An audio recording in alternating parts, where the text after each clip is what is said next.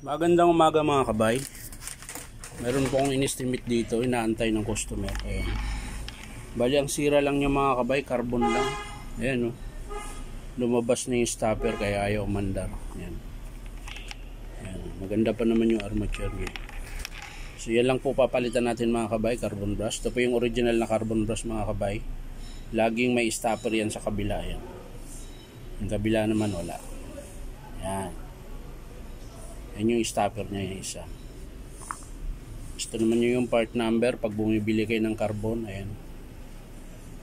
In 035676. Yun po yung part number sa DW800. Kahit yung DWE 800, 8100 is pares lang po ng carbon yan mga kabay. So yan lang po mga kabay. Maraming salamat sa panunood. Pa-like and share na rin po. Maraming salamat. Bye bye.